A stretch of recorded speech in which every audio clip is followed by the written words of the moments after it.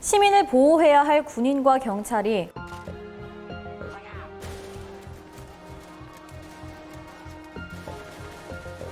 오히려 우리에게 총을 겨눈 이 상황. 우리에겐 너무나도 낯선 상황이지만 누군가에겐 여전히 매일매일의 현실입니다.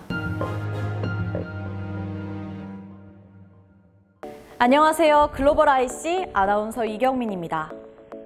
곧 돌아오는 5월 18일, 어떤 의미를 가진 날인지 모두 아실 텐데요. 네, 바로 1980년 5월 18일을 전후로 광주와 전남 일대에서 전개된 민주항쟁을 기념하는 법정 기념일이죠.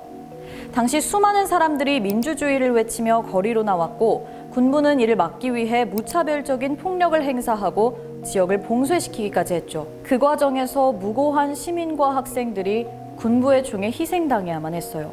그런데 우리에겐 이제 지난날의 역사와 같은 이런 사건이 현재 이 시간에도 지구 한편에서는 일어나고 있습니다. 지난 2월 1일 미얀마에서는 군부에 의해 쿠데타가 일어났어요. 군부는 작년 11월에 실시됐던 총선거에 부정이 있었다는 명목으로 총선거에 불복하면서 쿠데타를 일으킨 건데요.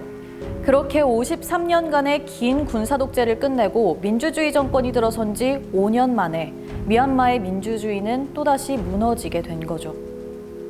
현 시점으로 쿠데타가 발생한 지 약 3달이라는 시간이 흘렀는데 그럼 현재 미얀마의 상황은 과연 어떨까요? 안타깝게도 미얀마의 상황은 더욱 악화됐어요. 시위가 계속 이어졌고 군부의 폭력과 탄압은 더더욱 심해졌죠. 최근에는 심지어 수류탄과 박격포와 같이 정말 전쟁에서나 쓸 법한 무기들까지 동원해서 시위대를 탄압한다고 해요. 또 최근에는 미얀마 문민정부를 이끌어오던 아웅산 수치 국가고문을 선동 혐의로 추가 기소까지 했다고 해요. 이게 다가 아닙니다. 심지어 지난 7일에는 영국 주재 미얀마 대사까지 해임 조치를 당했는데요. 그 이유가 영국 주재 미얀마 대사가 그동안 공개적으로 아웅산 수치 국가고문의 석방을 촉구했기 때문이라고 해요. 국제협약에 따라 주재 국가에서는 이런 조치를 받아들일 수밖에 없는 상황이고요. 아니 그럼 국제사회에서는 도대체 이렇게 비민주적이고 폭압적인 군부를 제재하기 위해 어떤 행동들을 취하고 있는 걸까요? 우선 미국이 유엔 안보리에 미얀마 군부 제재와 관련한 결의안을 채택하자고 촉구했었는데 유엔 상임이사국인 중국과 러시아가 동참하지 않으면서 무산이 됐었죠.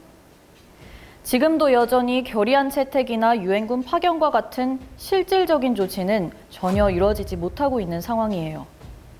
또 가장 최근인 지난 24일 아세안 정상회의에서 미얀마의 즉각적 폭력 중단이라는 내용을 담은 미얀마 사태 해결을 위한 5대 사항들이 합의됐어요. 그리고 군부의 최고 사령관인 미나웅 훌라잉은 정상회의에 참석해서 이 5대 합의에 서명했다고 해요. 이를 두고 미얀마 커뮤니티에서는 이런 문구가 떠돌아다녔다고 하는데요. 한 사람을 죽이면 감옥에 가고 10사람을 죽이면 정신병원에 가는데 수많은 사람들을 죽이면 아세안 정상회의에 초청받는다. 군부 독재자를 정상회의에 초대한 것에 대한 미얀마 군중의 분노를 엿볼 수 있는 대목이죠. 그런데 더욱 중요한 건 미얀마 군부는 이 아세안 회담이 열린 24일 당일조차도 까친 소수민족 주거지를 공습하고 만달레이에서는 한 청년을 총으로 쏴 숨지게 하는 등 시위대를 향한 폭력을 멈추지 않았다고 해요. 보시다시피 국제사회의 움직임은 미얀마에게 실질적인 도움이 되지 못하고 있는 상황이에요. 미얀마에서는 현재 언론도 전면적으로 통제되고 있어서 민간인들이 개인 SNS를 통해 각종 소식들을 전해오고 있는데요. 반대로 우리가 SNS를 통해 보내는 응원의 메시지들도 미얀마에게 큰 도움이 되고 있다고 전해옵니다. 한국에서 미얀마 민주화 운동을 전개하는 활동가 외노의 흔인소 씨는 인터뷰에서 이런 말을 했다고 합니다. 한국도 큰 희생을 겪었지만 결국 민주화를 이뤄냈다. 이 사실은 미얀마 국민들에게 우리도 할 수 있다는 희망을 준다. 어떻게 보면 지금은 국제사회보다 우리의 진심 어린 응원과 연대의 목소리가 아득해 보이는 현재의 미얀마에게 더욱더 큰 힘이 되어줄 수 있는 거 아닐까요? 지금까지 글로벌 IC 아나운서 이경민이었습니다.